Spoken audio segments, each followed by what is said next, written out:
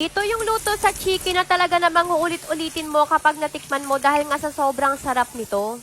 Kaya naman kung meron kang chicken drumstick dyan, wag mo lang basta-basta prituhin. Ganito naman yung gawin mo para maiba naman. Tiyak magugulat ka sa magiging lasa nito. Kaya naman i-share ko na nga rin sa inyo, meron ako dito 10 piraso na chicken drumstick, papakuluan lang natin to. Para masarap at maging malasa na, maglagay tayo dito ng garlic, onion, peppercorn, salt at water. I-boil lang natin to hanggang sa lumambot yung chicken. Ayan, malambot na itong chicken, kaya naman tanggalin na natin. At dito sa same pan, sa same water, dito natin ipapakulo itong mga potato kasi mas malasa na itong water natin. Kaya naman hindi na natin kailangan pa mag-add ng mga pampalasa pa. At nung lumambot na nga itong mga patatas, smash na natin habang mainit pa. Itong mga chicken drumstick naman, sakto naman ay malamig na to, kaya naman tanggalin na natin yung mga laman dito. Pagkatapos ko nga ito matanggalan ng buto, i-chop lang natin itong mga chicken at ibuhos na natin dito sa isang bowl na merong patatas. Timplahan lang natin ito ng kaunting asin, paprika, pisong pamintaw, 1/4 cup na all-purpose flour. Pagkatapos, haluin lang natin ito ng mabuti at kapag ganito na yung texture nito, okay na yan. Kaya naman iset aside muna natin dahil magpe-prepare pa tayo ng iba pa natin na kakailanganin. Katulad na lang nitong 3 peraso na itlog. Gagamit din tayo ng Relis breadcrumbs. Ito yung magbibigay crispy dito sa ating potato drumstick. Pino na itong breadcrumbs pero gusto ko pa rin yung pinong-pino talaga. Kaya naman gagamitan ko ito ng meat grinder. Pwede mo nang hindi gawin yung ganitong procedure. Okay na sa akin yung ganito, kaya naman lipat na natin sa isa pang bowl. At ito namang mozzarella cheese, slice lang natin to ng ganyan kaninipis.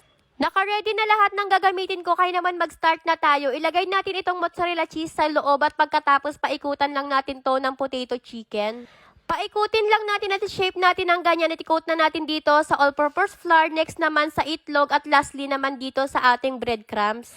Ikot lang natin ito ng mabuti sa breadcrumbs para pantay-pantay yung pagka-crispy nito. Ayan, na-coat ko na ito ng mabuti at nagpahit na nga rin pala ako ng mantika. Kaya naman nung medyo uminit na, nag-start na kaagad ako magprito at hintayin lang natin to mag-golden brown katulad niyan.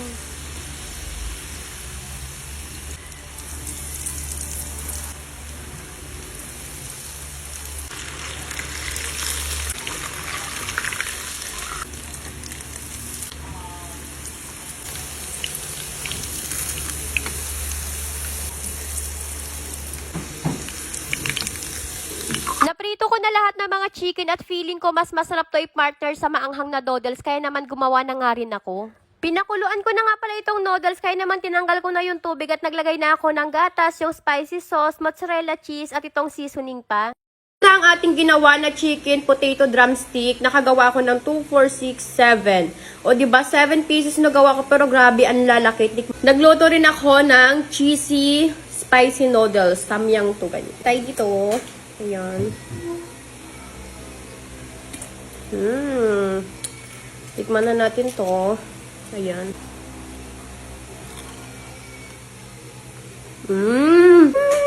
Sarap pala nito.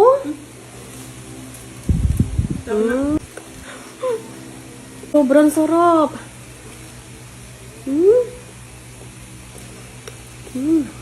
Sobrang sarap. Feeling ko kahit wala ng mozzarella cheese, masarap pa rin siya.